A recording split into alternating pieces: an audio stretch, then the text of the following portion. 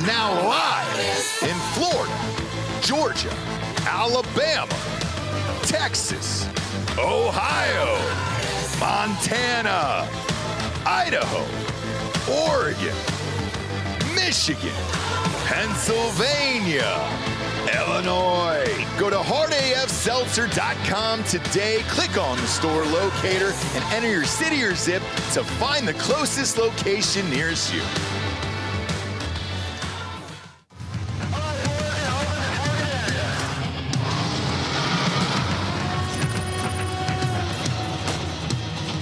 We are gold for energy. Send it. Incoming. Put the money in the bag, man.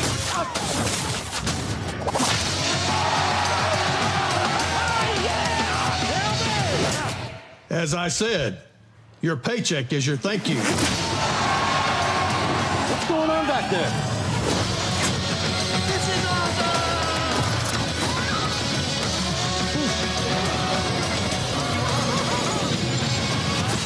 Welcome to Earth! No. Who's flying the plane? Get cockpit. Go. God. Black Rifle Energy, dropping near you.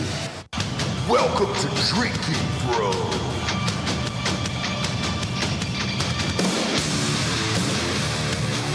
Yeah, welcome to the NFL Week 4 Prediction Show, brought to you by MyBookie.com. Promo code Drinkin' Bros doubles that first deposit all the way up to $1,000. Get off the couch and get into the action today with MyBookie.com. Real quick, Bob, tell him about that rake back, because Daddy needed a rake back this weekend. Look, if you have a hard weekend, hard night, Yeah. you need a little chaser for that shot, Yeah. and you're a regular MyBookie player, don't need to be like a super long-time player, but just a regular player, you'll get some money back if you have a bad weekend, and obviously take that amount. It's not going to be the full amount you lost, but take that amount, make a big parlay, win it all back. I need to do that. Started strong in that Thursday night game, and then the Packers absolutely fudge-packed me. Derek Wolfe. Yeah. Hey, were you down in Dallas by any chance this morning? I wasn't. Okay, because there was another awful shot, and I saw you not hitting elk up there, and I was like, man, maybe that's Derek. No idea. You must not have seen his I latest actually post. did kill an elk. Yeah, Did you? He killed the one that he missed before. Give him a round of applause, Ryan. Yeah, maybe if you were a good friend and you watched his social media, you would know because he posted about it last night. Oh, last night. Okay. You piece of shit. All right. Last night it was actually, after I finished taxes and shit, I actually watched a TV show with my wife. So I turned off all socials and everything else. Show? Black Rabbit is the What name show? of it. It's the new Jason Bateman thriller on Netflix. It's him and Jude Law. And so far it is very, very fucking good. I mean, those guys are both elite actors, so I know. And they also Jason Bateman directed it, same as Ozarks. So if you liked Ozarks, this is on par with that. Bateman doesn't take bad roles at this point in his career. No. I mean, I don't think he ever has really. He's always everything, even like some of the goofy comedy stuff, like that one. What was that one with Melissa McCarthy where she stole his identity? Yeah, that one sucked. Yeah, Tammy. No, sucks. it was fine. It was fine. It was funny. I mean, it's just him I being thought it was him. funny. Yeah, it's just him being him. Melissa McCarthy's funny. That's all right. I may or may not have worked on that. Melissa McCarthy didn't like it, is one of the few female comedians that's avoided going woke publicly. So I really appreciate that. Yeah, I do because too. I'm 100% sure she is woke. She is, but she doesn't say a fucking word about it. So I'm not that you shouldn't do what you want in life. I'm just saying she's a lovely lady. And here's all I'll say: she never talks about politics and anything else. So I have no fucking idea. Yeah, good for her. And so I have nothing but positive things to say about her. She's awesome. Now, Derek, on the other hand, you've been going through it up there. If Derek seems a little distraught today, are people screaming at you for driving around Cybertrucks and shit like that? Like, what's happening? Dude, it's nonstop. It's every day. Is it really? Someone screamed at my 6-year-old and called her a fascist pig. God damn, dude. How do you personally deal with that? Because I think I would kill the other person. You can't do anything. You just have to do it. You just have to just ignore it and just keep going because that's what my wife says I should do. She's correct. That's what my wife says too. And I tried to chase him. I tried to chase the guy down, and she said that was not the right choice. On a motorcycle. He was on a motorcycle, and I thought maybe I should just clip the back end a little, you know? Yeah, just a touch. That's all it. Just a dab will do you. Is she there? Can she hear me right now? Can Abby hear me? Yep, she can hear you. Abby, I did something worse. If it's any better to help you out. Yes. Chased this dude down after being cut off. He almost killed me and my son. I mean, no lie. I would have gone into this fucking center meeting and would have died immediately. And I've got that 1500, that Sierra with the automatic brakes. So it doesn't matter how fast you're going, it will stop on a dime. Follow this guy down the highway and then let Jesus take the wheel on those brakes. And it missed him by six inches. He sat in his car, physical tears, white as a ghost. And I just said, fuck you. You know what? You know what Candace did for me to help me with mine? What? She got me this. It's a fucking red light thing. What do you call it? These go on the dashboard? No, these kind of lights. What are they called? Mood lights. No. I don't know. The infrared? LED lights. lights? It's like red LED lights, but it's a hand, and I have a remote for it. Okay. And I can turn it into a middle finger anytime I want. Really? Yeah. So now I feel like I'm actually communicating with people. That's actually amazing. I thought this should be a thing for a long time ago, but Abby, it's all of us, dude. It's all dudes, and yeah. My kid had a blast, and so did I. Let's face it, and those breaks goddamn work. Shout out to GMC on that shit. That was real, dude. You want to be able to escalate appropriately, though, right? This is what happens in negotiations, whether it's war or something else. Somebody does something, they've stepped over a line. Now I have to let them know that that's unacceptable in some way that's commensurate with the act committed. Right. So if somebody steps on your sneakers, it's not a good reason to start a drug war, which is what happens typically in South Chicago, right? Sure. However, they do need to know that something bad's happened. I think a middle finger is a reasonable escalation. Sure. Right? Yeah. And then it's also kind of funny. So you can tell if that person is actually it's a good way to tell if they're actually going to be a problem or not. Because if they continue to be belligerent after I give them the digital middle finger, then now I know it's time to go. Right? And which is something that they definitely do not want. No. Right? Because I'll tear that dude's nutsack off and it'll flip around like a roll of paper towels. Yeah, and that's where I live, but it was fun. And then I told my wife, she was kind of pissed off about it, and she said the same thing that Abby did. So, you know. Well, I think that if you scream at a 6-year-old and call them a fascist because they're riding in a fucking car seat, you should get popped in the back of the car, then he should get shot in his fucking face.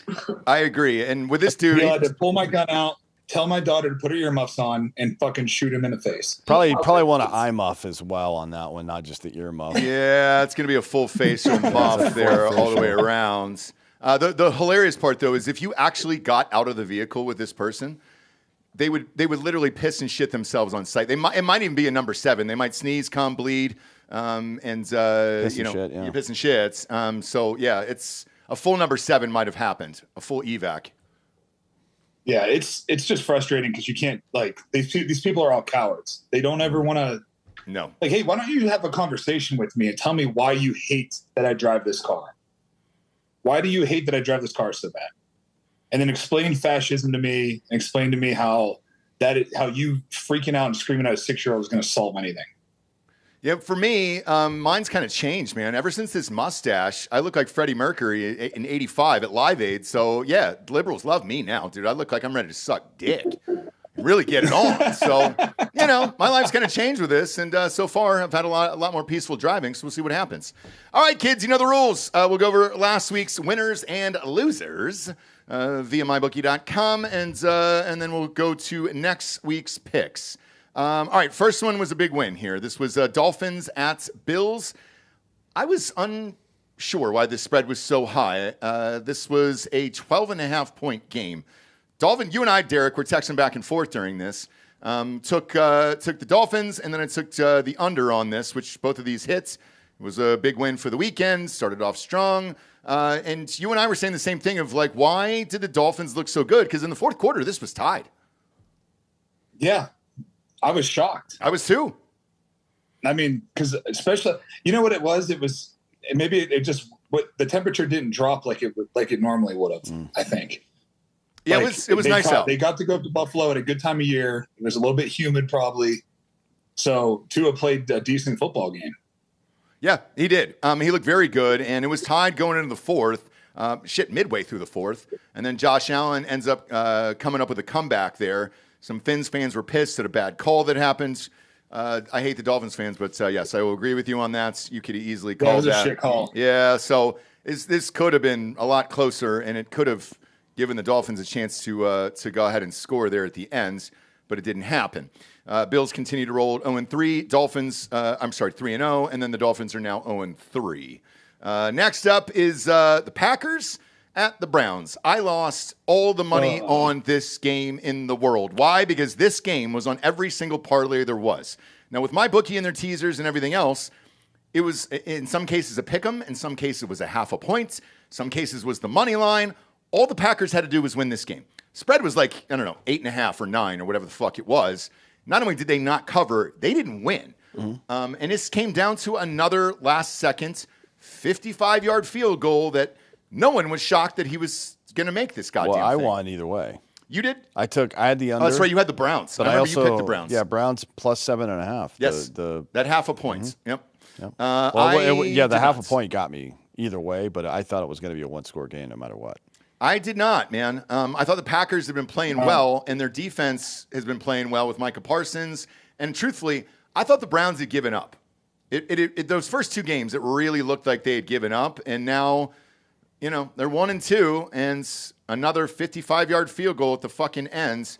I don't know if you saw Joe Flacco on the bench, but that guy was just non-existent. He was just like, "Yep, that's going in. Great, game over. Awesome. I'm going to Sizzler after this." Well, didn't Cleveland block a field goal too? They did. They blocked one of the Packers, which they scored a touchdown on, which allowed them to then go down and kick the game winner. So that actually tied the game in the fourth quarter was a blocked field goal. That's how bad their offense was. Well, I mean, most of their offense, Kinchon Judkins was not bad. No, he's not. And he's on my fantasy team there, just signed with the Browns.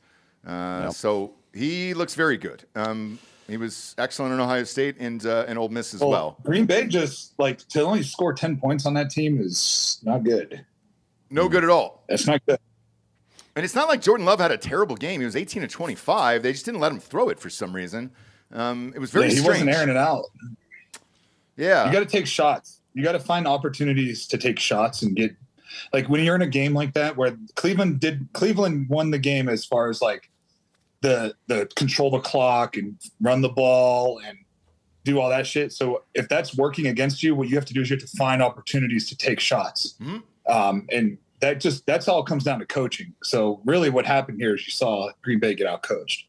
Yes. It wasn't it wasn't like the players just sucked and just didn't show up. They just got out coached. Yeah.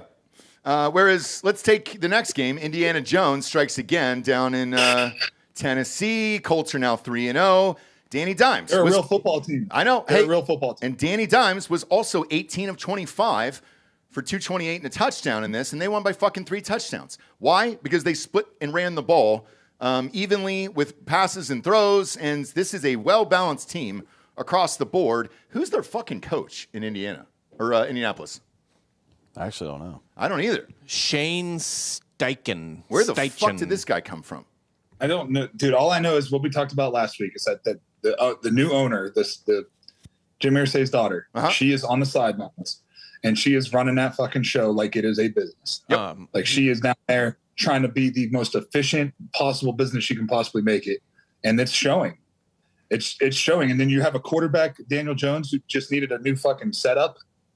Because he had, think about it, 4 years ago, he was playing pretty good football. Yeah.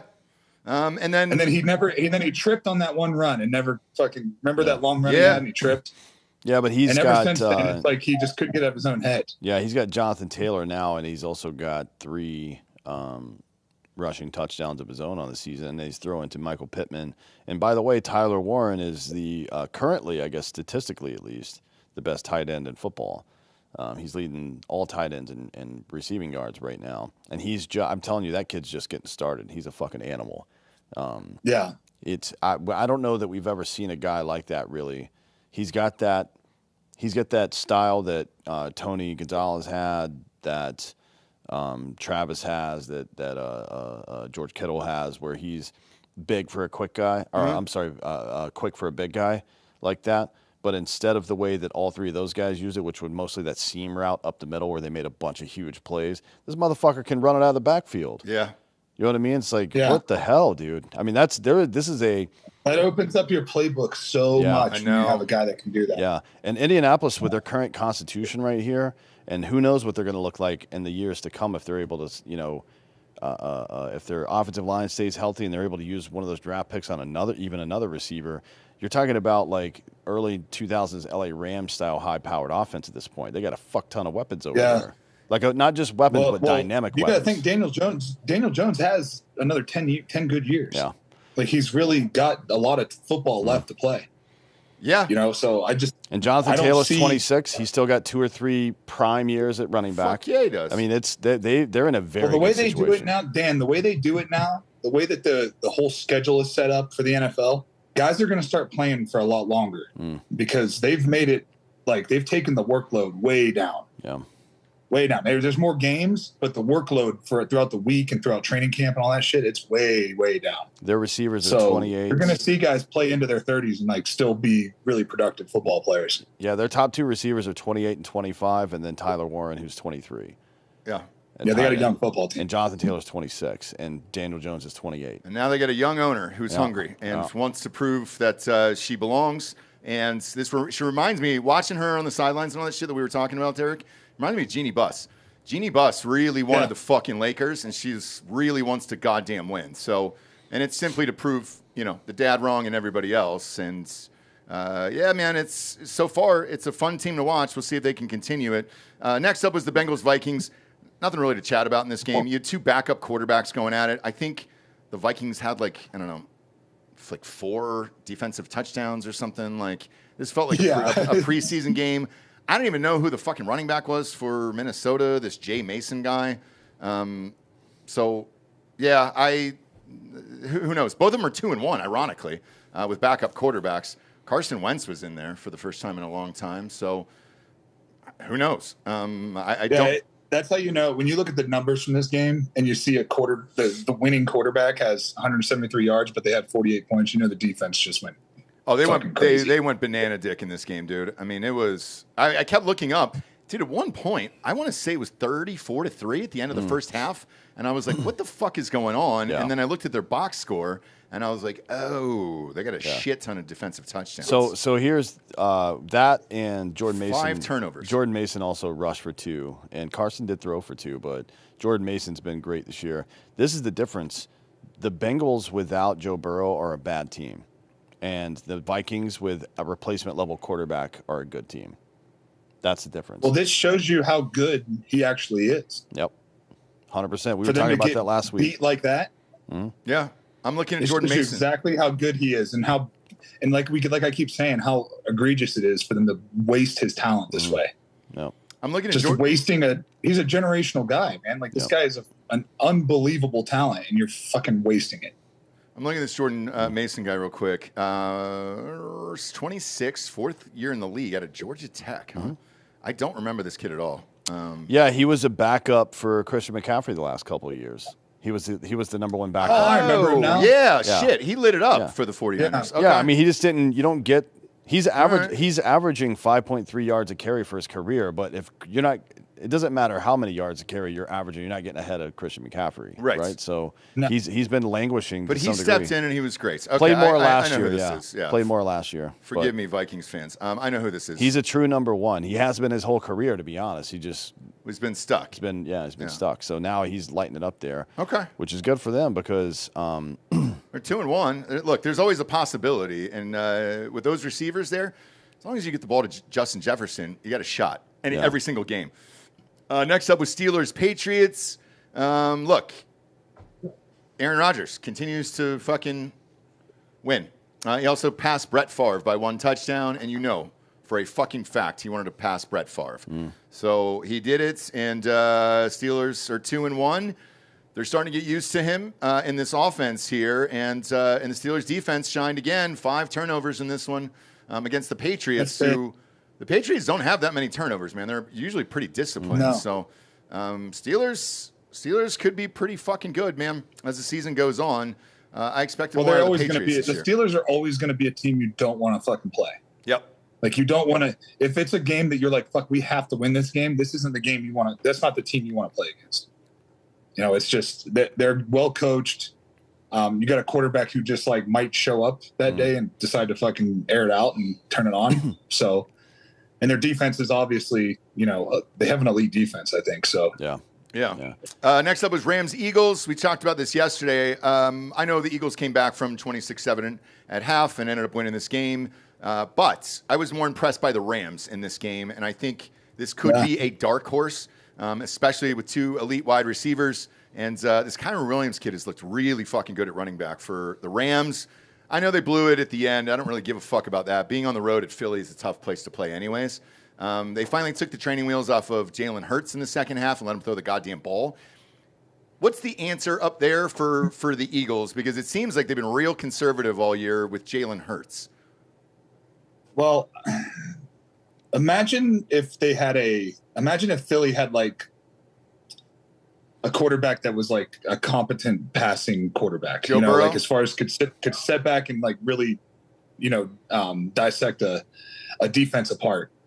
You know, how good they would really be. Because think about how they're winning games, man. Like, they're doing tush pushes and, they're relying on his strength as his physical strong ass legs. They're relying on his physicality to win games.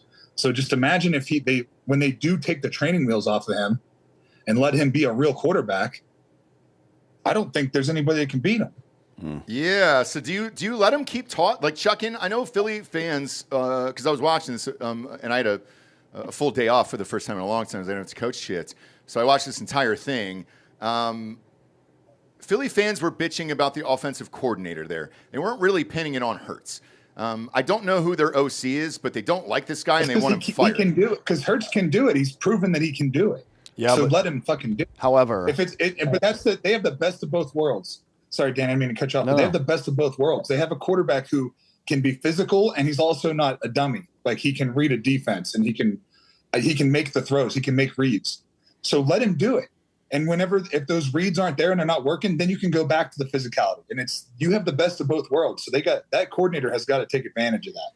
And I don't know if it's one of those things where they just thought they weren't going to go down, 27-3? 27-7. 26-7 at halftime. 27-7. Yep. Yeah, 26-7 to go down like that. And then they finally at the half, they make the switch and like change up their play calling. And I mean, why didn't you do that after the first quarter? I don't know. I think but that's because most coordinators have a first half plan and a second half plan. Dan, what would you do with Jalen Hurts? That's what happens. I would limit his exposure. So yes. In seasons where he throws for more than 400 attempts, it's been hit or miss. Okay. Very, very low completion percentage. The sweet spot for him seems to be somewhere just in between 350 and 400 pass attempts a season. And they can read data just like everybody else. His completion percentage is 71.5% this year. It's the highest of his career. Interesting. And 3 touchdowns, not that much, but also 4 on the ground, right? He's gonna get somewhere between 15 and 20 rushing touchdowns a day based on the rate he's at right now, and he's gonna get 15 to 20 passing touchdowns as well, right? And 0 interceptions, no fumbles.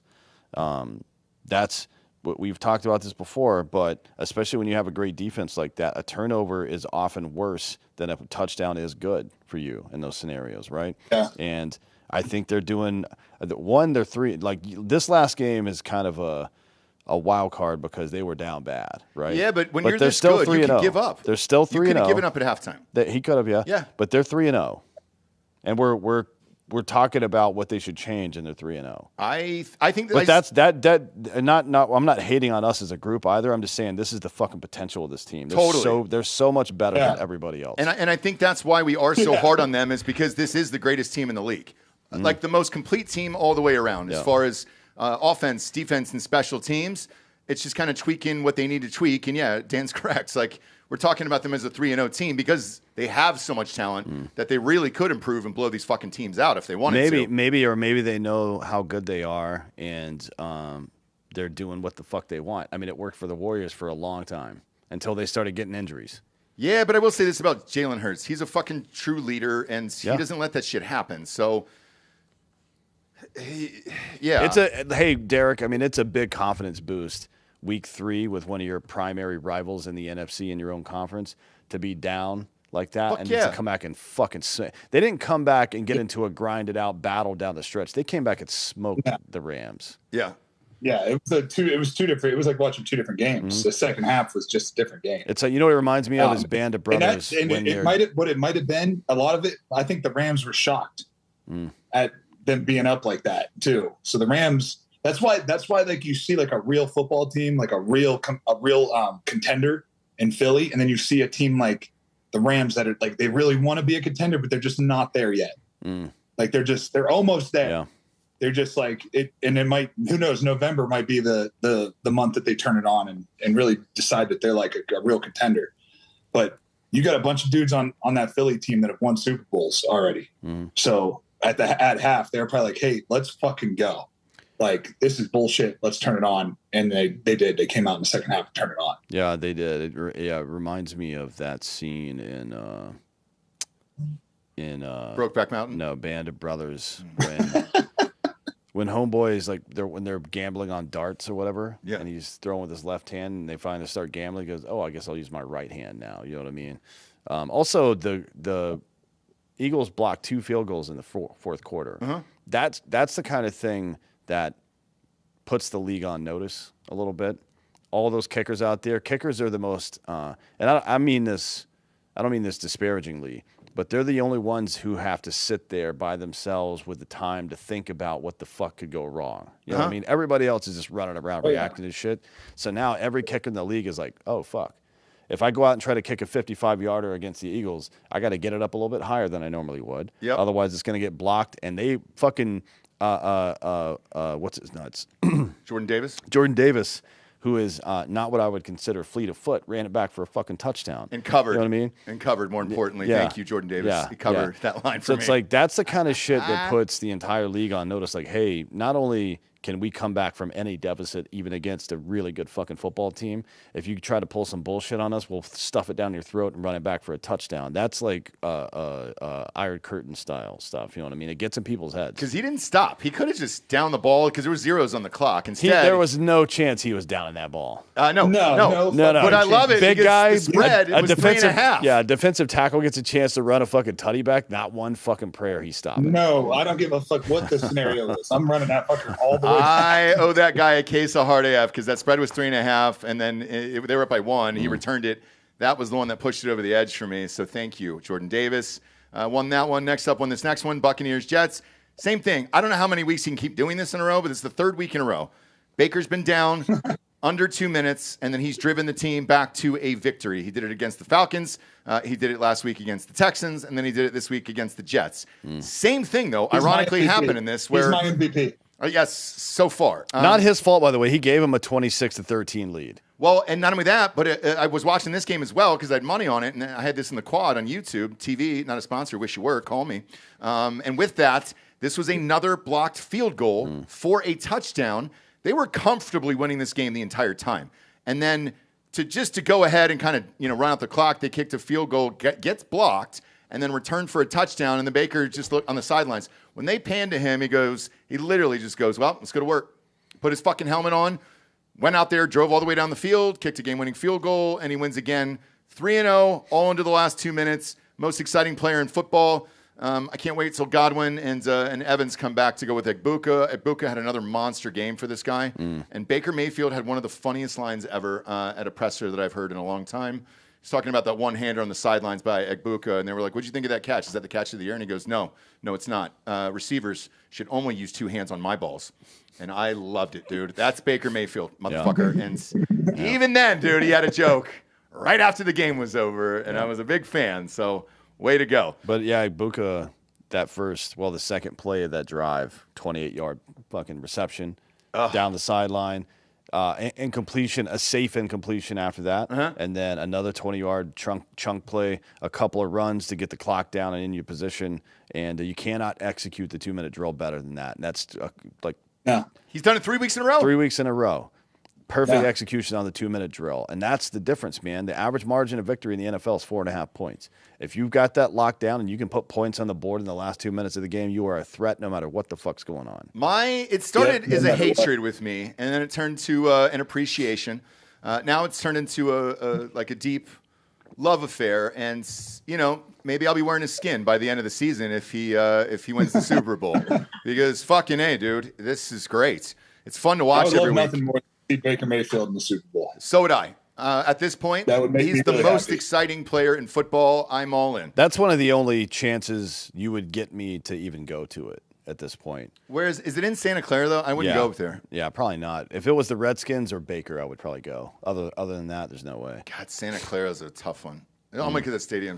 But you can time it up with a fucking. That's where I played. That's where my Super Bowl was. Yeah, you can time it up with a wine country visit, and I've got some buddies out there, Warren Farrell and a couple other people I can see. That'd be all right. It wouldn't be terrible. Yeah, it wouldn't be horrific. It's just that drive There's out of there. Nothing to do. There's nothing to do. I know. I've been there, and it's really far away. The stadium's beautiful. You can go south to Monterey and then come back up just for the game. I don't want to do any of the event stuff. Monterey's dope. It is.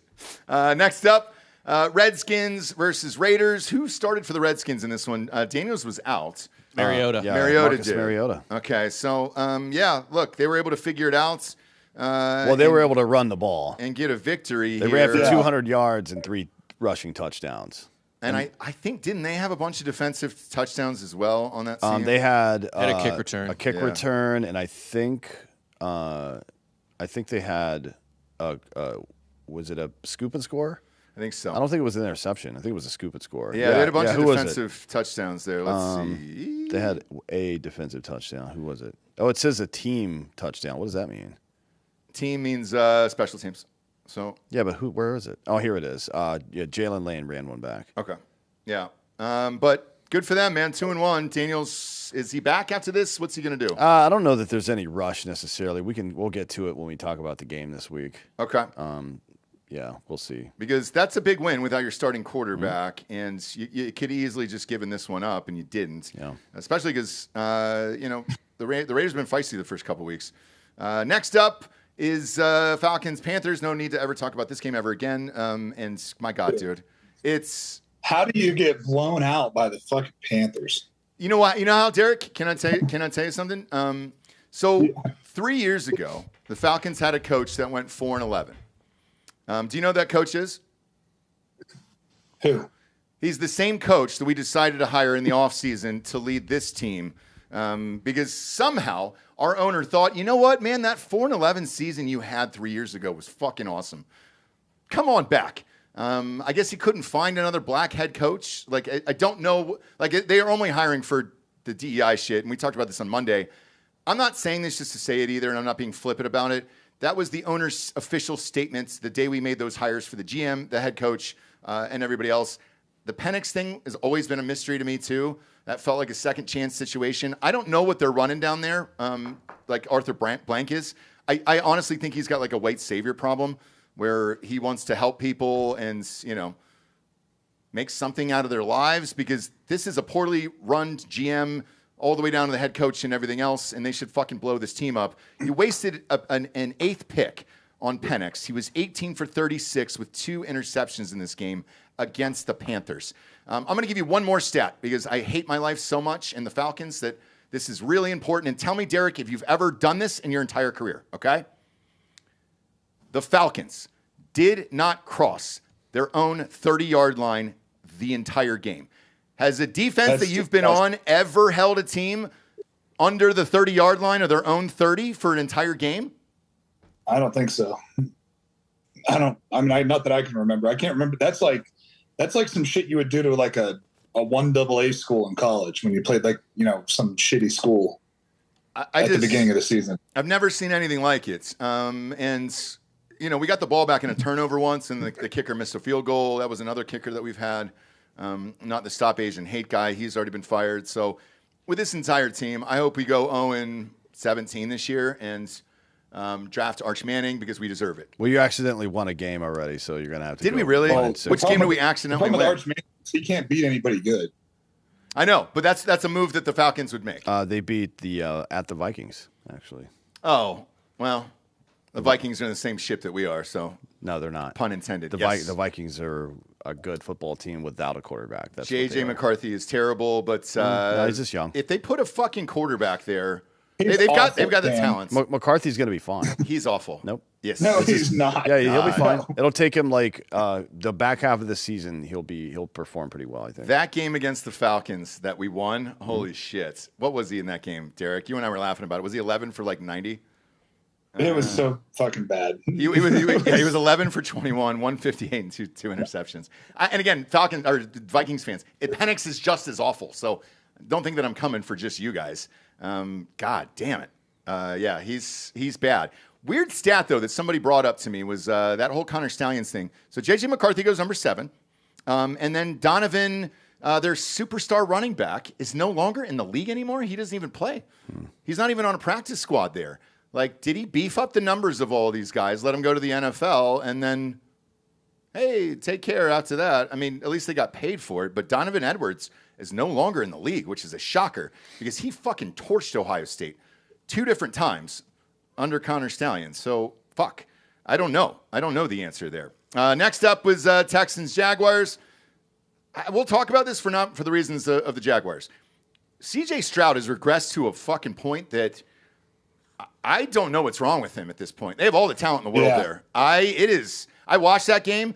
It is CJ Stroud making horrific mistakes. And then Nico Collins had a bad fumble towards the end of that. Jaguars are an awful football team. They looked even worse. Lawrence was 20 for 40 with 220 and a pick. But Stroud, man, I don't know what's going on with that kid. 49.7 QBR in this game. And they just can't get anything going on offense there with him. They got to figure it the fuck out, and it's him. The rest of that team has a shit ton of talent. So this is all on the quarterback, in my opinion. Yeah, terrible quarterback play, and I don't know. I think it's like his attitude is very like nonchalant. You know, Yeah, it's like he's not leading the team. You know, he's not like. It's like we were talking about Baker earlier. Like when Baker gets ready to go on the field, he's like, there's this quiet confidence about him, and people feed off of that. But this CJ Stroud just kind of is like, it doesn't seem like the guys want to be around him. You know, I don't think it's that. Like it seems like he's too nice of a guy. Where that's not a nice person's position. Even Tom Brady. Be around him is the wrong word. I meant it's like they don't want to fight for him. You know? Right. Like they don't want to go out. Like he's not firing people up. He's just not doing it. He's not making the plays either, that's your job as quarterback. Yeah, to make plays. it's also not helpful that his his running backs are averaging less than 80 yards a game. That's not helpful. So it's not that they have Nick Chubb, who's a good player, but he's not playing well. It's strange watching that game because I got stuck. I bet a listener on this fucking thing, so I had to watch it. And luckily, again, it was in a quad, so I could just peek up there and be like, oh, God, these teams are fucking awful. Because of the mistakes that Stroud is making, you're asking a lot of your running backs there. Like, it doesn't – if you know that Stroud's going to fuck it up, it doesn't really open up the run game. So – I don't know. I like Nick Chubb, and I think he's great, but he only got, I think, 8 carries in this game or something. Like, it was weird to watch. 9 carries. Yeah, it's like 9 for 38. It's like they wouldn't commit to the run game. No. And, I mean, total, between the running backs, they gave it to him 15 times, but some guy named Woody Marks they gave it to 6 times. I don't really know why. It was a very odd game to watch, and it felt like whatever team – wouldn't lose for themselves in the end, and they would win, and that's exactly what happened. Fucking CJ Stroud threw an interception. Jaguars went down and scored, and that was it. That was the end of the ball game. So strange. Next up was Broncos Chargers. Called this one to the exact points, to the exact everything. Chargers by 3. Told you to buy this down to 2.5. Got this one. Lost that Texans game. Broncos. Are you proud of them for at least showing up out in the Chargers? No, you have to listen. If you're going to be a serious team, you have to win these close games. And that's 2 weeks in a row that they can't close the deal on close games. So I don't know. I think that it's a division game. They're always going to play it tight. It's always going to be a tight game, but you got to win those ones. Those are the ones you got to win. So I don't know. We'll see what happens with them. I'm not Bo Nix is just kind of like not not playing the way he needs to play. I He's not making the think plays they're still he needs to make. figuring it out. I think they're figuring out how to run an offense with Bo Nix, J.K. Dobbins, and R.J. Harvey right now.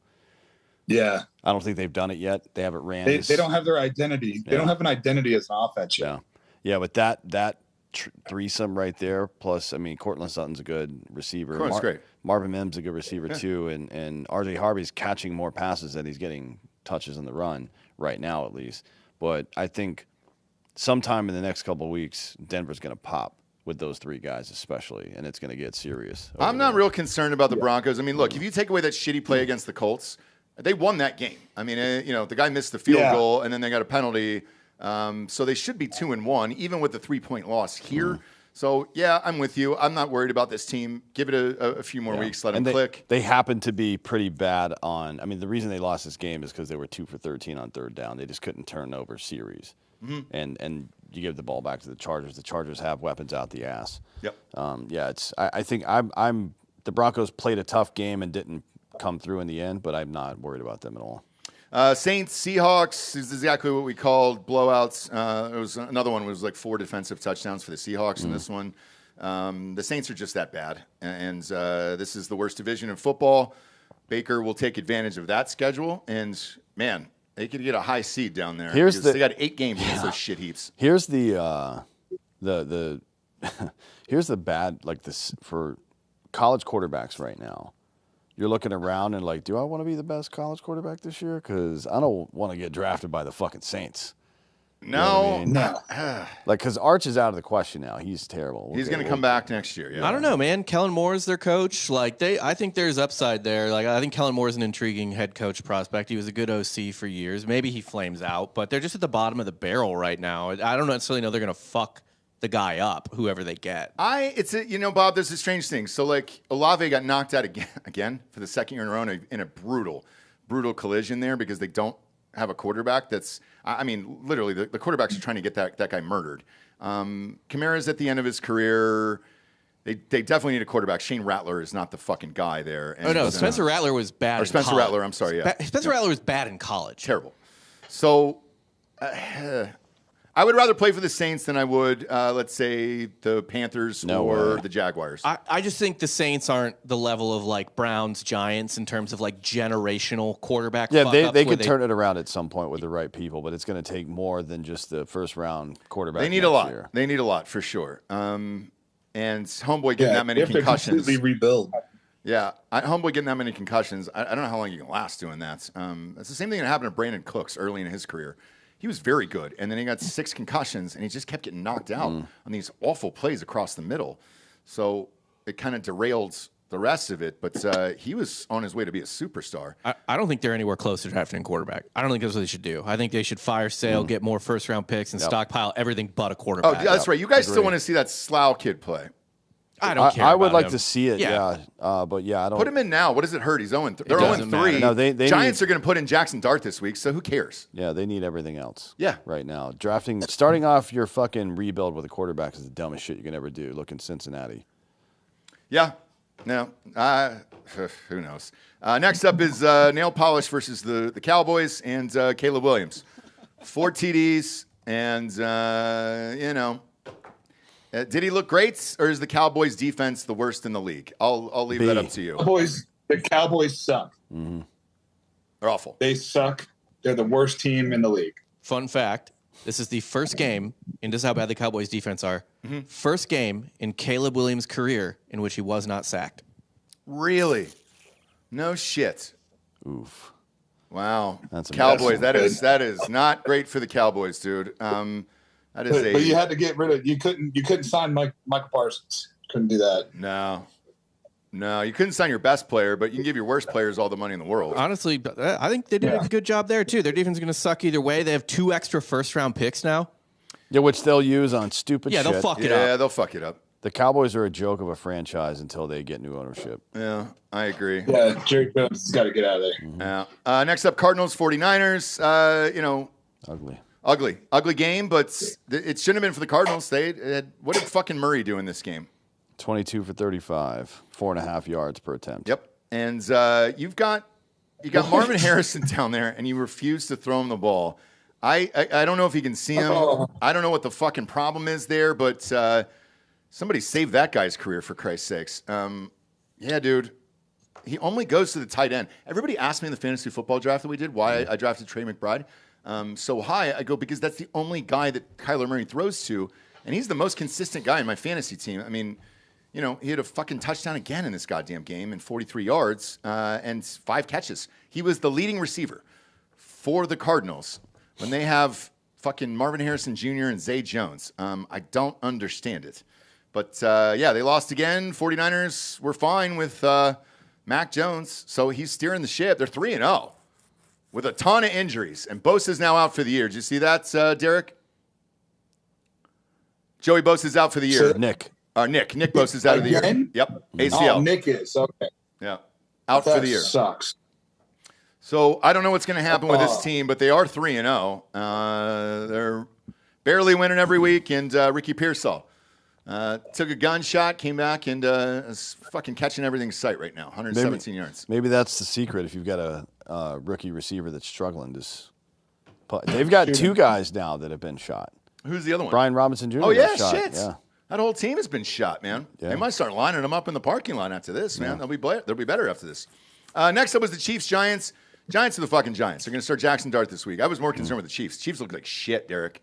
Did you watch this game? Yeah, they did not look great. They haven't looked great all year, though. No, and it's concerning. I say all year, but the 2 or 3 weeks, they have not looked. They look tired as fuck. They look tired and worn the hell out. Yeah. Yeah, and that's a thing. It's certainly a thing. Part of it is just the energy level after playing. Bob, you looked it up. It's like 22 extra games in Mahomes' career. Yeah. Just because of the playoffs. It's a season and a half more. And that's something for sure. But there's ways to overcome that. One of them is getting a fucking crazy lunatic psycho on your team, even if he's just like a fucking special teams player, but especially if it's a guy on the edge, like a linebacker or a defensive end who's going to make big plays, or just an exciting receiver or something like that. Can I make a suggestion? Just get one guy who's going to like fire the fucking team up, and everybody's energy level comes up to here immediately. Derek can tell you about this. I mean, I've experienced it on, like, we're out on patrols fucking night after night or day after day, and then doing raids at night, and all of a sudden some fucking new fucking private comes in, and he's like, let's go get some. We're like, fuck yeah, dude, let's go get some. You know what I mean? And everybody's mood and energy level comes up to here. And the Chiefs need that desperately right now. There's a guy that's out there that I would suggest, and I think it's Tyreek Hill. I think you get Tyreek Hill back. He still looks like Tyreek Hill. He's crazy as fuck. Yeah. And that's the guy that Mahomes was really able to click with that could open up this offense, because right now, these bullshit receivers that are kind of lingering around here aren't good enough. And that injury to Worthy, it's a collarbone or something. It's going to be a few more weeks for him. So dislocated his shoulder. Yeah. So maybe trade for Tyreek Hill, get the crazy back on the team. Yeah, I agree with that. I think that would be fun. The Dolphins would probably love to unload him. And why not get some draft picks? It feels like Dan and Ross, I guess, too. Even though they've won 3 Super Bowls and you really can't say anything about them at this point, it feels like they've gotten a little like late 90s Atlanta Braves. All business, no fun. Let's just handle our shit, and there's no energy. There is no energy on this team whatsoever. I completely agree. Watching the team play was boring as fuck, and I would never say that about a Kansas City Chiefs team over the last 10 years. No, and they've never had like an elite running back as part of that team. It's not something that's necessary if they get that extra receiver. And also the defense is playing well still. So you've got everything is right there. You just need somebody that's a fucking crazy asshole to show up and drink beer out of a fucking boot in the fucking in the locker room before the game. Be like, hey, we're gonna go fucking tear somebody's nutsack off today, boys. You know what I mean? Tyreek Hill can bring you the juice. I think that's my thing. Next up was Lions Ravens. Look, we all knew this was going to be a great game. We all knew it was going to be a 1-score game, and I lost this one. Put $1,000 on the Chiefs to chase for the rest of the day. Won that one. It was only 6.5. And then this one I had teased. I thought Montgomery was going to slide with 1.5 minutes left, and he said, no, fuck you. I'm going to go ahead and score this from 35 yards out. And that play almost cost them the game because the Ravens got the ball back, scored, and then they had a chance on an onside kick to get it back with 52 seconds left. That's dangerous with Lamar Jackson and the boys, and they were able to come out of there with a victory. Did you guys see that fucking 20-yard pass play that's the coach called for the Lions? when it was 4th and 2 from midfield. What a set of brass on that guy. Jared Goff Campbell dropped a dime to Saint Amon or whatever the fuck that guy's name Amon-Ra is. St. Brown. Yeah, Jesus Christ. Look, at the end of the day, Detroit just out-physicaled them. Yeah. They beat them up in the run game. And they took chances. They took high-risk plays like that 4th down, and it worked for them. And that's what it ended up winning them the game. But, dude, it was a hell of a game. It was a fun game to watch. Blast. And, it sucks to beat Baltimore right now because you've lost 2 really tight games, high-scoring, like, primetime games, and you lost them. And so, I don't know, man. I hope they figure it out. Yeah, I was watching my son when we got back from football practice, and he said, "Dad, why does Lamar Jackson look homeless?" I put the braids. I put the braids back in, Lamar. You look better with the braids. Okay. He let that go, and man, the memes that are going around online about that have been really fucking funny. And holy shit, He probably likes it, to be honest. I have no idea what that guy likes. They never interview him. Nah, he's always got like kind of a, whatever. Yeah. And a guy, you can only be like, there's only 2 people that behave that way. One is a moron, and he's not. He's clearly not, right? No. And the other guy is just like somebody who just legitimately doesn't care and thinks it's funny. So, Or he just has that much talent, and he's just like, fuck it. I don't really care. he's got 9 touchdowns and also a rushing touchdown in 3 games. He should have won the MVP last year, dude. And this is a fucking joke at this point. He's great. It's just going to come down to the playoffs. I'm not really worried about the Ravens. They'll come back. All right, before we get to next week's games, here are these picks. We got some sponsors to put this shit wagon on the air. First and foremost, mybookie.com. Promo code Drinkin' Bros doubles that first deposit all the way up to $1,000. Get off the couch and get into the action today with mybookie.com. Make sure to use that promo code Drinkin' Bros to double that first deposit up to $1,000. I have not been great this year. The NFL has been another weird mystery for me, and I'm just off by like 1 or 2 teams from turning this around. That Packers game would have won me 5 different parlay cards and teaser cards, and man, that really took the life out of me. And I walked away from it because I thought we were going to win, and I didn't see the blocked field goal at the end, and then they returned it for a touchdown. And I was like, all right, cool, man. I just won $5,000, and then I lost $5,000 really quick. So luckily, they have a rake back, and they'll give you some back. A ton of great games this week. Dan and I are going to one. We'll be at that Penn State game. We'll go into that in the college football show tomorrow. We'll be at the whiteout game there, which should be a fucking blast. Join us. If you're there at Ron Zimich's tailgate, it is right outside the stadium. I posted the map in Drinkin' Bros Sports on Facebook. Dropped a pin. You will see a huge Hard AF Seltzer flag flying. We will have plenty all day. I'm going early because I want to watch the games, and it's going to be a beautiful afternoon in Pennsylvania. Actually get to see what the fall is like, other than 108 degrees here every single night. So I'm all in, and I'll be hanging out. Oh, shit. I just found out from Brandon, we're also giving away free Drinkin' Bros footballs. Like, Oh, nice. the real ones. So from the Arena Football League. So I'm fucking amped. They were in a bro box, and we had, I think, 12 left after that. So we're going to blow those up and give those out as well, and a ton of merch. So come on out to that tailgate. It's going to be a fucking blast. Game's expensive to get into. I'm not going to lie to you because that's our next sponsor, DrinkinBrosTickets.com. Everything else is relatively cheap. Somebody called me, a friend of mine from Arizona, Jeff. Oh, I thought you were going to say somebody called you the N-word or something. I wish. Actually, that happens probably once a day from Gary. Oh, that's true, yeah. Yeah, thank you. We're going to get that fixed. I don't know what that is that you're hearing there, but we'll get that fixed. So, DrinkinBrosTickets.com. Tickets are very, very cheap for the NFL this year. All right? My buddy called me, Jeff, who we were talking about before the show, and he goes, hey, we're going out to L.A. for that. We're going to be there during the Chargers-Vikings Thursday night game. And I go, hey, dude, no offense. You don't need me for tickets on this one. And he's like, what? No, they'll just let you in for free. It's probably, a Thursday night game. And I go, no. It's not sold out. And I go, I'm on Ticketmaster right now, and real seats are still available. I go, you can walk up to the box office and buy tickets like it's 1950 again, because nobody's going to Los Angeles game. And the Chargers are good. I was stunned. And by the way, the Vikings, sorry, same horrific team, different franchise. The Vikings have a fan base that is everywhere around the nation. That Skull bullshit is all everywhere. So I was surprised. But you can literally buy tickets for face. So I'm not even going to tell you to go to Drinkin' Bros Tickets on that one.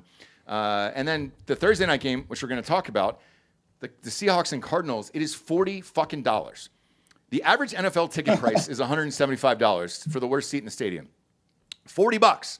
You can go and take your family to a live NFL game on Thursday nights in Arizona and enjoy yourselves. Get out of the fucking heat. Go get out of the house. It's awesome. Tickets are $10 cheaper than StubHub. We got concerts, fucking comedian tickets, monster truck, you name it on there, and it's great. Next up is hardafseltzer.com. Let's see. We got the Penn State cans the tall boys have launched. Those are out. I was also talking to Frank today, and Frank said that we've got some stores here that just opened up in Michigan, in Marquette, Michigan. Bob, where is Marquette, Michigan? I don't know that. I think that's the UP, but let me double check. Whoa, finally got up there. All right, this is all the Christ food marts. I know those. Those are attached to like all those gas stations. That's their version of the Circle K up north, beyond the USA to goes. So we're in all of the Christ food marts in Marquette, Harvey, and Manistee, Michigan. I don't know where that is, but Marquette is indeed the UP. My friend has a lake house up there. Finally. All right. You guys have been asking for a long time. All their stores picked it up, so they are stocked. Go and buy them out at the Christ, and then go and buy out the Circle K's at Tuscaloosa, Alabama, Auburn University, and then we're going to the USF game down there. If they do well, we get 3,000 stores in the Southeast, and it'll open up north in South Carolina and all those other fun stuff, and that is a big, big deal for our company. 4,000 of you guys at home have invested, so please go on buy out those Circle K's until the end of October. We always do a 2-month test run that ends at the end of October. Just buy them out. I don't give a fuck for the next 5 weeks, and then we're good. They'll reorder for spring and add us to 3,000 stores. All right, let's get to this Thursday night game here. Seahawks versus Cardinals. Seahawks minus 1.5. Over under is minus 43.5. I will bet this because it's Thursday night and I got nothing else to do and I got some work. Otherwise, I would not bet this. This is a fucking suicide hotline game. Derek, who you got in this one? Yeah, I'm not touching this one because who knows? Arizona could decide to show up. I know. And Kyler Murray could play great and have a great game, but the Seahawks could. This is a game where the Seahawks could blow them out. Yep. If they don't show up. But I don't know, man. I mean, I don't know. I wouldn't touch it. I'm not touching it. It's a gross game. And I'm assuming you're not betting this one either, Dan. Oh, I'm all in. Really? Seahawks minus 1.5. Seahawks defense has been very good this year. Okay. Yep. Not just there's been some late scores, but they've been very, very good this year. That 12th man shit is back. They're excited again up there for some reason. I think their excitement might be a little overblown. Yeah, I do to too. be fair. But the defense is back to those old Pete Carroll defenses that were rocking people back in 11, 12, 13, 14 time period. They'll win this game. Probably. I'm not going to touch the over under because it could. The Seahawks might score 40 fucking points, to be honest. So I'm not going to touch that one. But Seahawks minus 1.5, easy. I'm going to take the over 43.5 and just enjoy the game here. I don't know who's going to win this fucking thing. Jackson Smith and Jigma up there has had a fucking monstrous season. And the reason why I'm saying this is I thought he was a slot guy in college. I thought he was a slot guy in the NFL. He's the number one guy because he's taken over for DK Metcalf up there. I'm shocked at these numbers. I mean, you're looking at he's averaging 108 yards a game, for Christ's sakes. Like, that's fucking nuts. Again, I thought he was a slot guy, not putting up these kind of numbers. So, fuck. I don't know who's going to win this. So I'm going to put it on the over and hope for the best. Next up, we got Vikings at the Steelers. What the fuck is going on here? Oh, that's what's going on here. I was like, what is happening? This is Minnesota minus 2.5, which I could not figure out because the game is in Ireland. So that still doesn't make a ton of sense to me. I still would have put the Steelers as favorites. Yeah, why? It's still the backup quarterback, right, Bob, for Minnesota? Yep. Okay. Yeah, still backup. I am all in on the Steelers. I don't understand this. Take Pittsburgh. Pittsburgh all day long. Over under is 40.5. I don't trust that, but I'm all in on Pittsburgh. Who you got, D'Anthony? Yeah, I don't think so. I'll take Vikings minus 2.5. Why is that? Because I don't think the Steelers are that good. But who's their quarterback? It's the backup, right? It's the kid from Philly. Carson Wentz? Yes. Yeah, Carson Wentz he's capable. Okay. Yeah, he's capable. And you don't think Pittsburgh can beat them by 3 points? No, I don't think. I don't. I think Minnesota's going to beat them by 3 points. It's Minnesota minus 2.5. Okay. I know. I think Pittsburgh's going to beat them by at least 3 points. I do too. I'm taking Pittsburgh on this one. I got the Vikes on that one. Yeah. I think, and I also think the Vikings are in a great position right now. They're playing with house money with a backup quarterback and a backup running back, which nobody's game plan for yet. And they happen to be a backup quarterback who's had a lot of starts in the NFL and a backup running back who is a true number one running back who just happens to be a backup because Aaron Love is out right now. He's in the limelight. I think the Vikings are better suited to win this game. Yeah, they have nothing to lose, certainly. I actually like the Steelers this year. And I think if they can just game manage Aaron Rodgers, they're going to have a really good year and get into the playoffs. So give me the Steelers, and I'm all in on this one. It's an 8:30 game. I want to remind you of that. So that's 9:30 on the East Coast, 8:30 here, a.m. It's one of those coffee games. Next up is the Redskins at the Falcons. This is Redskins minus 1.5. Why? Why? What am I missing in this? This is Redskins by fucking 30. What are we doing here? Yeah, I mean the Falcons have to play well at some point. Bijan Robinson has looked awesome. Yeah, he looks good. Aside from the Giants, the Redskins have given up 27 and 24. It's not like they're that's against the Packers are a good team. They scored 27. The Raiders are not a good team. No matter what you may Falcons. think. No, I'm talking about last week's game. Gotcha. The Raiders are not a good team. They scored 24 points against the Redskins. They really haven't figured it out on defense yet. I think the Falcons are going to score a little bit. I don't know if they're going to hold it to within 1.5. I mean, I'm taking the Redskins. I understand why it's not like a full-on blowout line, though, to be honest. I am because the Redskins are also they're going to run out Marcus Mariota again. Well, he's got something to prove because he hates the Falcons. Yep. He hates them. Yep. They were the ones that benched him, so he hates the Falcons. I'm giving the Redskins 1.5 no matter what. So hopefully he performs. But yeah, I mean I'm sure that's what they're thinking.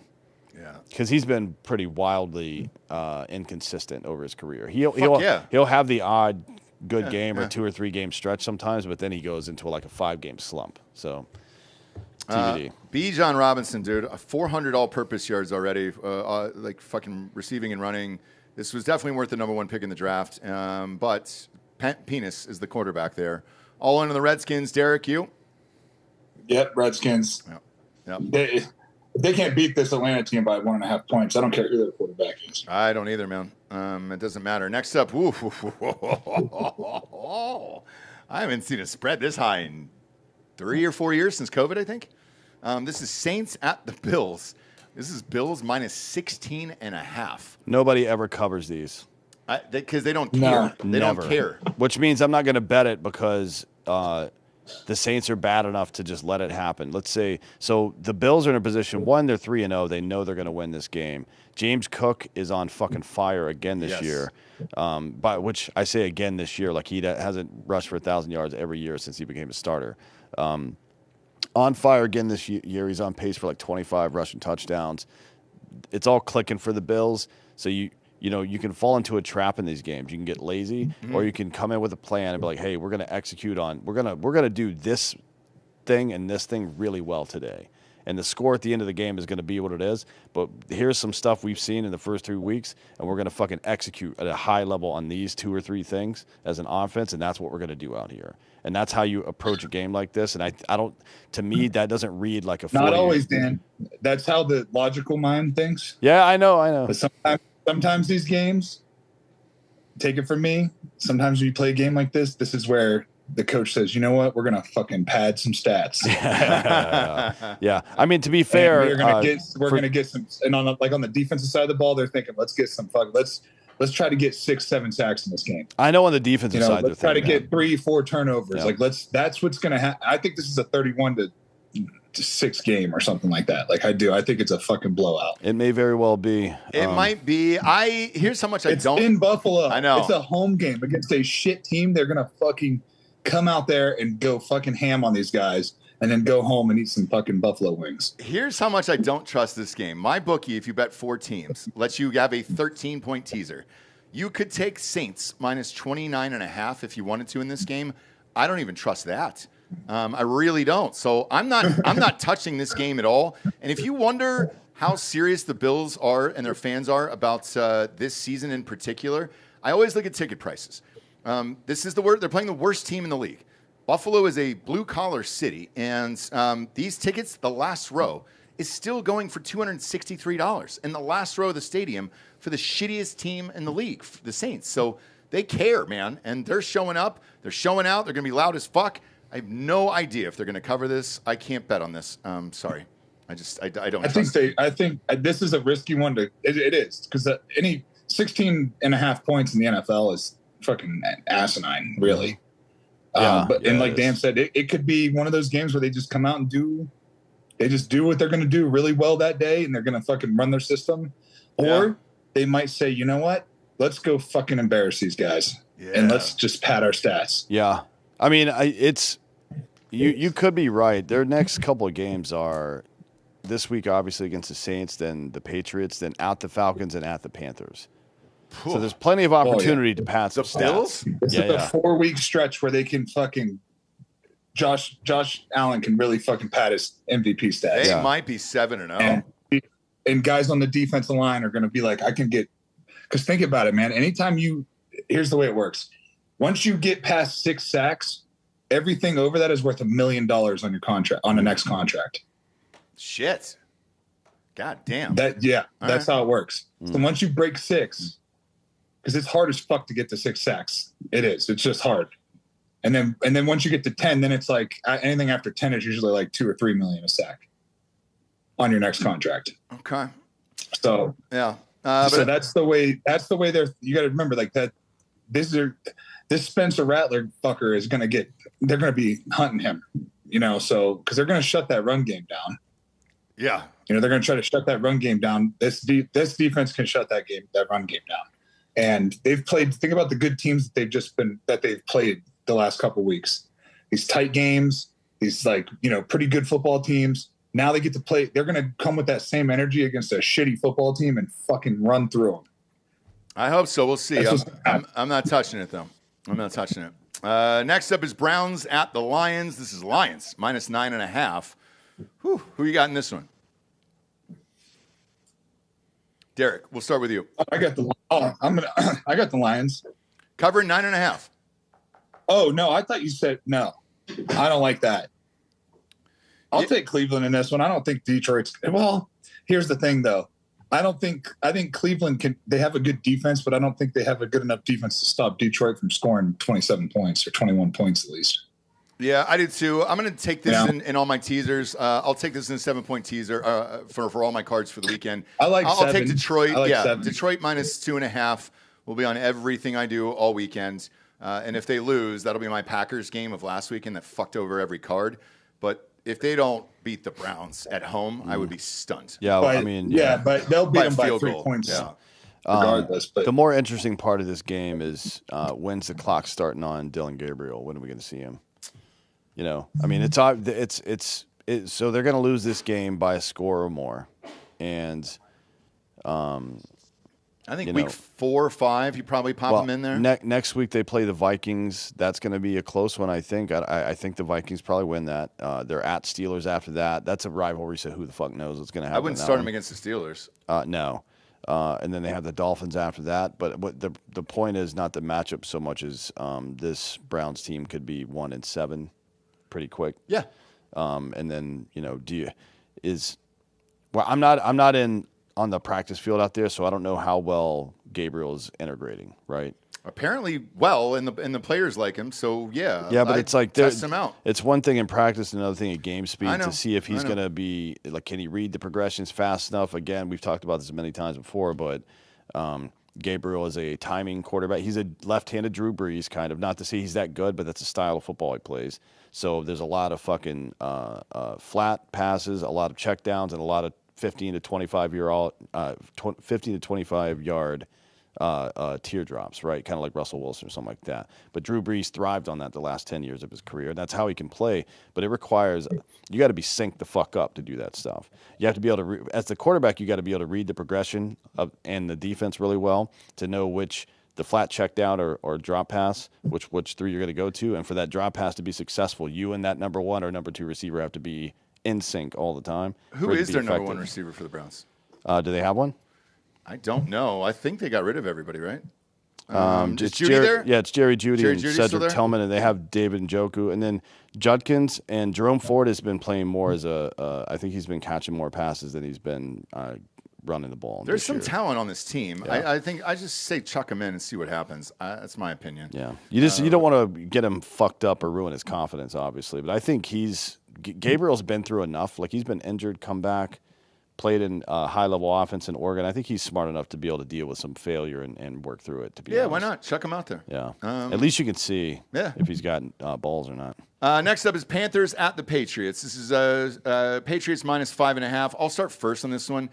I believed in the Patriots bigly this year, as Trump would say, and they haven't looked that fucking great. If you can't beat the Panthers by 5.5, you're done this year. And I'm out on this team, but therefore I'm going to take the Patriots minus the 5.5 because if they don't win by a touchdown, this is not a team you can trust the rest of the year to gamble on. This is going to be my test for them this week. Who do you got in this one, Derek? Yeah, I feel the same way, exact same way about that. I thought they were going to be a lot better than they're proven to be, but maybe it's because they're just trying to figure it out what their true identity is. But this is the kind of this is a get back on track game for them, really. They should be able to beat this team by 10 points. Yes. Who you got, Anthony? Yeah, I agree with that. I'm more of a wait and see. I'm not going to bet it, but Ramondre Stevenson is a competent running back. He hasn't had a great season so far. Travion Henderson, because they're splitting carries with those two guys. Yeah, Travion Henderson evenly. I think they're kind of trying to figure out, as to Derek's point, what they're going to do. Drake May's looked great though. I mean, not great, but he's looked for what they've asked him to do so far. He's done a really good job of it. He's competent. He's looked like a competent quarterback. The one who looks like shit is Stephon Diggs. Yeah, he's just got an attitude problem. He's old, and he's coming off a torn ACL. He's got a baby on the way with Cardi B. Yeah, but Hunter Henry looks great. He's twerking on stage and shit while she's pregnant.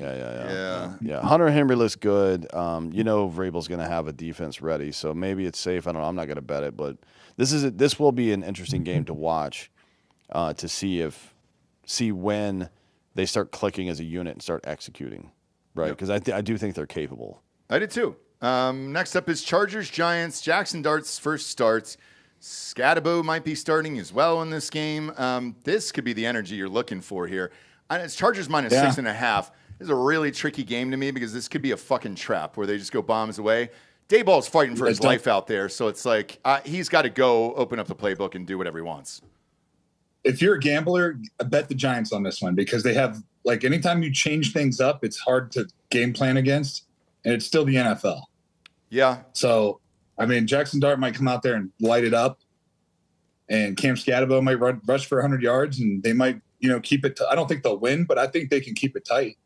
Hey, and by the way, Malik Neighbors loves Jackson Dart. So, dude, he's had a great year anyways. Now he's got the guy that he actually wants in there at quarterback. It'll be a fun game to watch. I'm actually excited to watch an 0-3 Giants team. I know that sounds weird, but Scatabo is just trucking people. Jackson Dart looked great in preseason.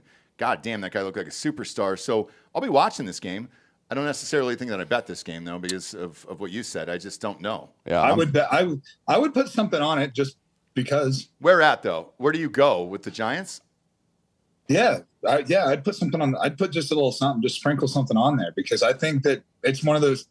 Listen, gambling's gambling. This is a good gamble. I think there's a lot of factors that come into play when you have a new quarterback and new running back. It's hard to game plan against that because you don't know what you're getting. Yeah. As the Chargers game planning, they don't know what the fuck they're watching. They're watching preseason film. Oh yeah, of Jackson Dart. That's what they're watching. Yeah, that's what they're watching. That's all they have. So they don't really have. The Chargers are going to have to go out there and play their game. But at the same time, Jackson Dart could go out there and suck and be terrible and get fucking cooked. Yeah. And they could lose by 14. So.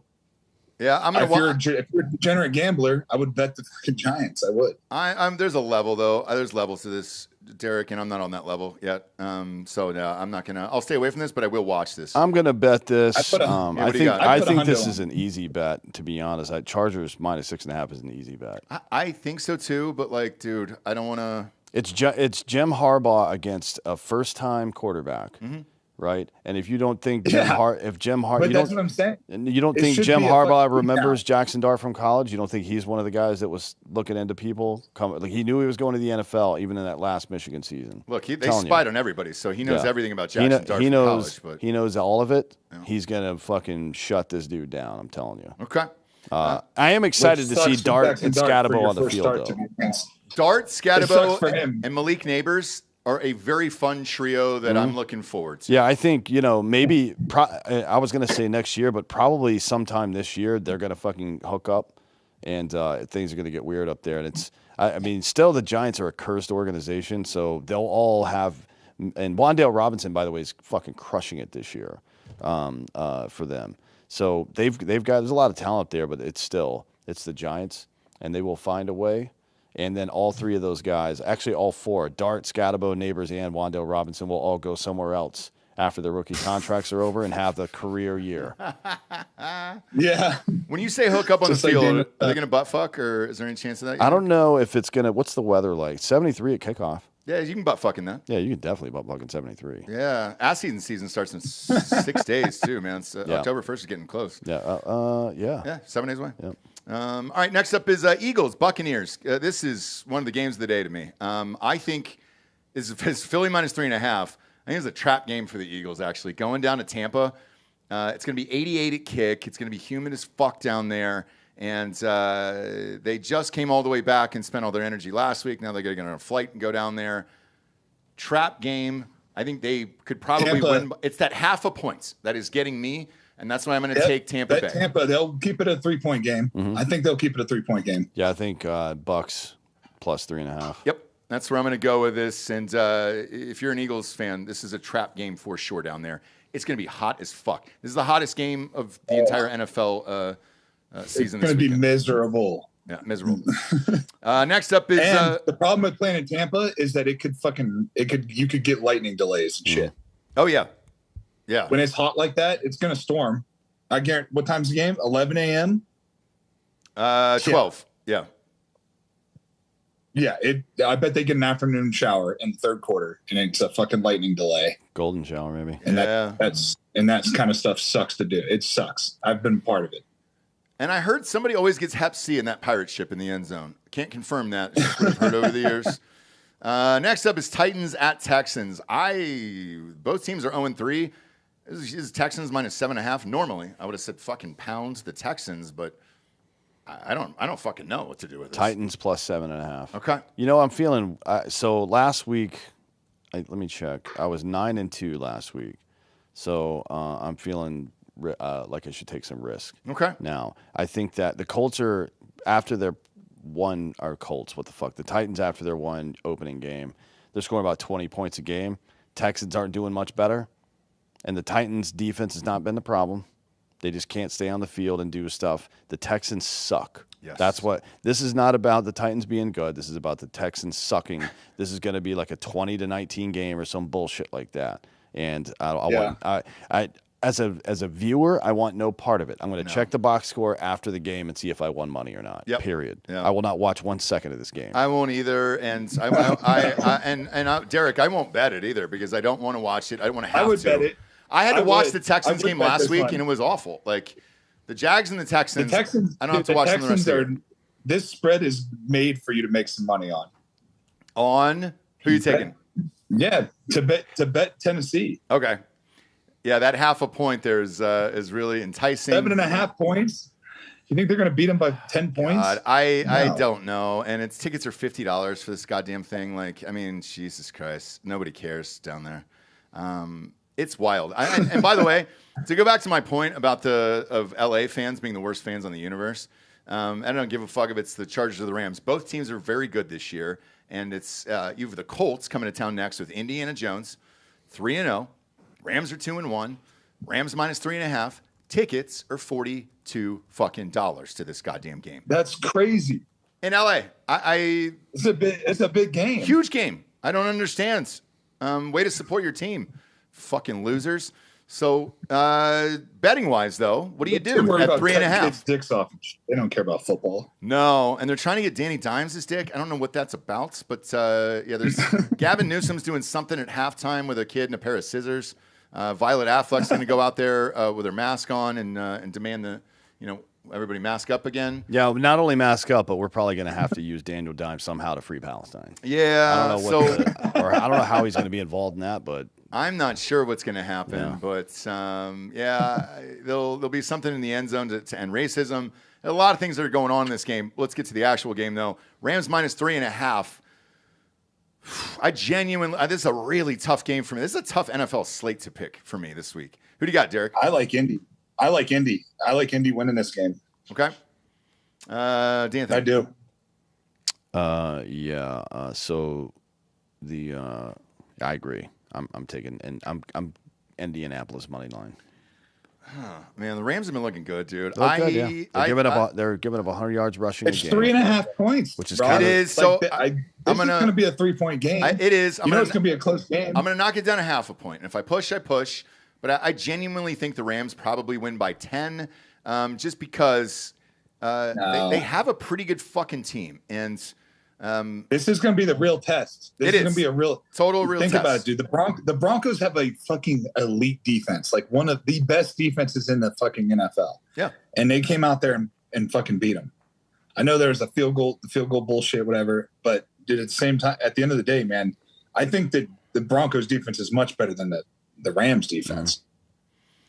I'm taking Rams. Give me the Rams in this one. It's just a gut feeling. It's just a gut one on this one. Next up, Jaguars at the 49ers. Gross. Holy shit. San Francisco minus 3.5. Is Brock Purdy back yet, Bob?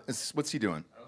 I don't think he is either, right? I don't even think – no, he's not Smack Jones. I don't think this game is worth betting, to be honest. No. I don't want to watch it either. Yeah, I mean – That's all, but you got if you're going to bet the home team, because you got to travel all the way across the fucking country. Yeah. Sure. I agree with that, and I think that's why that spread is sitting at 3.5. That's because of that. That's fucking bait, though. Yep, it is. Fuck that. Stay away from that. There's a lot of games I stay away from this weekend. And again, I'll repeat this, and I know I've said this in the past. My bookie does not require us. That was part of the deal with the contract that Dan and I asked for. We don't have to pick these games because if I don't believe in it, I certainly don't want you to put your money on it. Next up, though, I love this game. I'm all in on this game. It's going to be the game of the 4 o'clock game of the day. Super amped about it. It's Ravens at the Chiefs. This is Ravens minus 2.5. I don't know if you would call this a must-win for the Chiefs, but it's pretty fucking close here at this point. No. It's a must-win for both. It's a must-win for both teams. There are no must-wins in Week 4. 1-3 for with 17 you would start games. off 1-3. It is because when it comes at the end of the year, this game is going to matter. Dan. No, for sure. Yeah, matter. I will. I just don't. I wouldn't say it. And I would take. Oh fuck, man! It's hard to. I'm taking the Ravens. I'm going to go the Ravens. That. Yeah, I like that 2.5. They just had a tough matchup last week. Chiefs look tired. They still can't run the fucking ball. They don't have any wide receivers there. They're all banged up. Even that game against the Giants last week was a slog, dude. They looked awful. The Ravens. And listen, Derrick Henry is fucking pissed at himself for fumbling the ball. Twice he fumbled, yes. So he is, yeah. So he is going to fucking. I know, it's 2 in the last game, though. He's fumbled. Yeah, he's fumbled more this season than he did all of last season. I take the Ravens in this one, man. I think they turn it up, and they win by at least a field goal. Shit, they almost won last year at the Chiefs. Remember that guy's toenail was out of bounds? Isaiah Likely? Yeah. So give me the Ravens in this minus 2.5. Chiefs at home. I'll take Chiefs plus 2.5. Okay. You think they pull it off? Yeah. Wouldn't shock me. No, the defense is still good. No. I mean, they're gonna fucking hammer on defense. You got to think. You're talking about probably the second best coach in NFL history. He's going to adjust. He's got to. He knows now that these link ups down the sidelines and even in the middle of the field are not successful for them. So you're going to see a lot of short passes. I bet Mahomes is going to be. He's gonna throw the ball somewhere in the low 30s, I think. and his completion or his yards per completion is going to be somewhere in the 5.5 to 6.5 range. That's what I think. At the Giants last week, he was 24-38. I think he was throwing about 6 yards a catch or 7. So it makes sense. Yeah, and they can't run the ball, so you got to find a way to get yardage with the clock still running. Right, that's That's the primary defense you have against the Ravens' offense is keeping them off the field. Secondary is your actual defense. Yeah. And Andy Reid's kid is out of prison too, so who knows what's going to happen, dude? That should be better. You let that fucking kid loose, dude, on the side, like who knows? That might be the juice they need. It might take a golf cart and just run over Lamar at the end, just to seal the victory. Who knows? Next up, you got the Bears at the Raiders. Look, guys, there's a lot of things in life that are much, much better to do with your time than this. And it's Bears -1.5. And I don't know. I don't know what's going to happen in this game at all. I'm not touching it. Nope. Because I could see Vegas winning this game. I could. Yes, I could too. Because he's going to paint his fucking finger. He's going to be all flashy with his painted fingernails. Caleb Williams will be out there in Vegas, probably hanging out with some trannies. It's the best place to do it, I've heard. I don't trust this. Do you trust this? Well, Denver's probably better. Well, yeah, it's true. That's very true.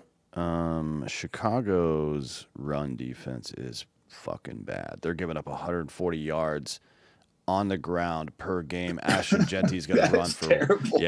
Ashton Genty's going to run for $150 this game. Raiders money line. How many yards does he have this year? I mean, because he's not looked great. Ashton Genty's only got 144 yards. They're going to run the fuck out of the ball. Ashton Genty's only averaging 45 yards a game this year, which is weird. Against the Redskins, Chargers, and Patriots. Good defenses. The Bears are the worst. They're not the worst, but they're right there as one of the worst run defenses in the league. I'm telling you. Genty's going to have a breakout game. He's going to throw up a fucking hundo. All right, look. 102 touchdowns, you think? Mm-hmm. It could happen. Yep. I don't touch this game because I don't trust either of these teams. Mm-hmm. And then next up, the Sunday night game, Packers at the Cowboys. Used to be a rivalry here. It's not anymore. CeeDee Lamb is out. Is everybody? Yeah, CeeDee Lamb's out. Is everybody healthy for the Packers? Yes. See, this is why I fucking. But this is a rivalry game. I hate the I don't. spread, That 6.5. Don't care about that. The thing that I don't like, the spread. I'm Green Bay 6.5. I'm fine with that. I always like to double up. I did it 3 times last week with the over, but I don't know, man. The Packers might score 35, might be 35-0, and they just all right, whatever, and then take all their starters out. The Cowboys have literally no chance of winning this football game. I don't think so either, and I'm going to take Green Bay -6.5. I'm not touching the over-under for the exact same reason you are. I don't know if the Cowboys will score any points. I could see this being 27-13, and then the Packers just not really caring that much. I think they'll definitely win after a butt-fucking loss last week in Cleveland. They got to establish dominance here. Yeah, I mean, look, the Cowboys, the Browns' defense is top 5. The Cowboys is bottom 1. Yeah. They're the worst defense in the league. So just Bulls on fucking parade. Yeah, give me the Packers. You taking the Packers, Derek? Yeah. Okay. Definitely. All right. I'll always bet against Dallas. Yeah. Always. Just for fun. Yeah, just for fun, just for laughs. Next up, you got the doubleheader on Monday night to close it out. Another doubleheader. I wish it was better than this, but here we are. It's Jets at the Dolphins. 2 teams are 0-3. Bob, is Fields back from the concussion? Is he going to start this week? Let me check. I haven't heard that. I haven't either, and that's concerning. A concussion is usually 7 days. 7 days tops. So that's the initial. Once you get put into it, it's a protocol for 7. But he said, let's see. Aaron Glenn said Monday that he does not yet have an update. No clearance yet? So that was 2 days ago, but we haven't heard anything since then. From 1 day ago, I still am not seeing an update from the New York Post, just saying they don't know who it's going to be. All right. To be fair, Tyrod Taylor looked really good. He was 26 against the Buccaneers, who play good football. He's 26 for 36, 2 touchdowns. He did throw 1 pick, but 72% completion percentage. He looked good. He's always been a very, very solid backup who has stepped in and played half a season for all these fucking teams. So he's got a surprising amount of starts under his belt. I will wait to see if Fields plays, and then I'll bet on this game. Right now, it's Miami -2.5. On paper, Miami should win this game by a fucking field goal at least. But No. Miami is terrible. What are you talking about? They've lost. They got blown out by the Colts. They lost a semi-close one to the Patriots. And to be honest, that Bills game should have been a much larger margin of victory than it was. They were up. I mean, Yeah. they were they were tied with what, 4 minutes left. The Bills came in thinking what everybody else was thinking, that they were going to blow them out. But the Jets are not coming in thinking that. The Jets are 0-3 and they need a win, right? And they have. I kind of feel like the Jets are going to win this game, but I'm not going to bet it because it's ugly. Yeah, let me check back in. I mean, I'll definitely bet this game because I'm discussing on Monday nights, and I got to have something on it. But let me see who's starting it. Boy, you want to talk about the lowest ticket prices I've ever seen in my entire life? $25. If you guys want to go and see this game. $26. I'm saying that's crazy. Yeah, on Drinkin Bros tickets, I got $25 for this fucking bullshit, dude. An NFL game. I mean, that's Savannah Bananas is higher than that. I'm not kidding. The ticket prices are higher if you go on the site. For the Savannah Bananas than the Dolphins at the Nobody Jets. wants to go watch these two fucking garbage teams. I mean, nobody wants to spend the last weekend of summer watching fucking the Dolphins get beat by the Jets. 82-degree heat at kickoff. No. Oof, in an outdoor stadium. Humid as shit. No, I bet. You know what? Just for funsies, Bob, look up the Hurricane or is Miami playing at home this week? They are, yeah. Look up what the Miami Hurricanes ticket cost is right now. I'm just curious if it's wildly different. Yes, it will be. Because they are at home, right? I think so. Because we're doing that show after this one. Let's see. Let me look at their ticket prices for Miami. Oh no, they've got to buy this week. God damn it. Oh, they got to buy bisexual. Yeah. Let's see about next week. I'm just curious because it's like the last couple of Hurricanes. Like good, yeah. No, they're at Florida State. They're at Florida State. Ooh, those tickets are expensive. Yeah, but see, that's the thing. Well, there's nothing to do in fucking Florida State, but. No, that is the only thing to do is go to those games in Tallahassee. Yeah. Sorry, Tallahassee. I wanted to see if how much people are spending to go see a good team play in Miami because they will if the team's good. They will. They're just like you have competition down there. They're fair weather fans. They'll show up for whoever's winning. I don't think that's a fair weather fan. It's like I don't want to fucking spend $450 fucking dollars to go watch a team that I like get the shit kicked out of them. You and I have never had Sit in problems getting traffic, tickets down pay there. for parking. I know. Fucking, it's to now. Yeah, Not to watch somebody suck. All of it. Next up is Bengals at the Broncos. Are you going to this game on Monday night? This is Broncos minus 7.5. You're going to be there? I'm thinking about it, but I probably won't. Okay. No, I mean, because again, it's kind of a pain in the ass. Oh, to get down to Denver, yeah. I understand that. What do you mean? You're afraid of getting yelled at again? Yeah, he is. He doesn't want to get his feels I'm hurt. not afraid. Got your feels hurt. Good. I like being home to do bedtime with my daughter. Take her to the game, dude. You know, let her see some She's stuff. got school in the morning, dude. I can't take her to some late fucking Monday night football game. You can. How old is she? She's 6. Yeah. What do you think? Fucking missing first grade is a bit. I took my kid last week.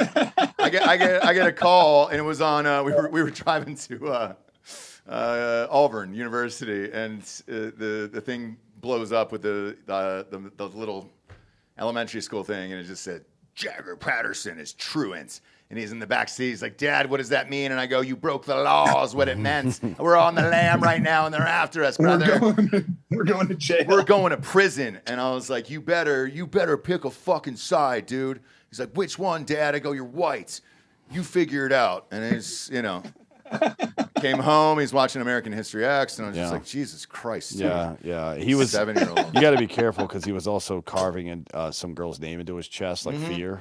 And he started pounding on it. Like, Nicole forever on my calm 7-year-old's chest. Yeah, I was like, you're, bro, you're 7. You missed one day of first grade. Let's relax. All right.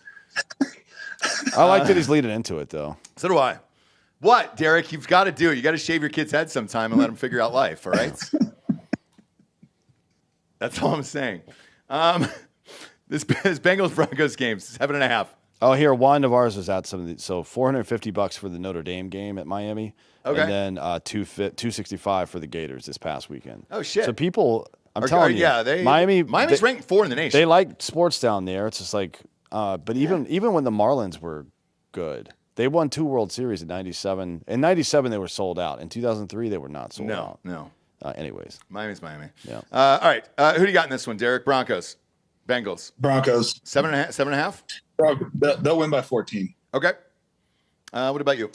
Monday night game? Let's go, man. Yeah. These guys are going to be juiced up. I'm going to take under 44.5.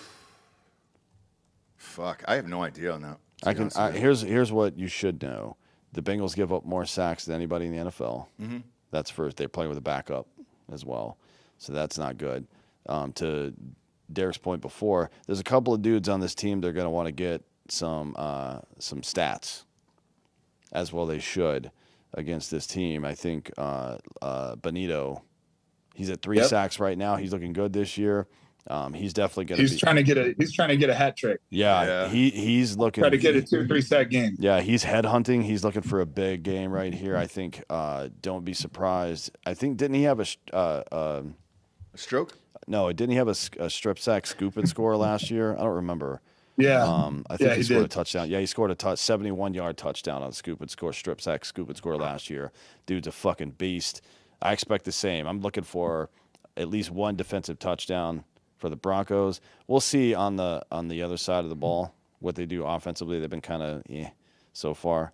Maybe R.J. Harvey has a breakout game. J.K. Dobbins has looked great, by the way. He has, and he always does until he gets hurt. But I'm telling you, I think this is just like them still trying to figure it out. If this is the Bengals defense is okay, their offense can't keep on the field. That's going to be a problem for them because of the sacks and whatnot. So the Broncos might run it up. I still think they need another week of this to have it all click. So I'm just going to take the under, but I do think the Broncos, and I'll take the Broncos minus 7.5 too. Yeah, I'll take the Broncos in this one. I'll probably dial it down a half a point just in case it's a push, but they should win by 2 scores, to be honest with you. And if you can't make Dobbins and Harvey work in that backfield, you got fucking problems right now because both are playing. I mean, it's just a matter of getting everybody on board with what they're responsible for, right? And then once that is solidified, it's the quarterback getting comfortable.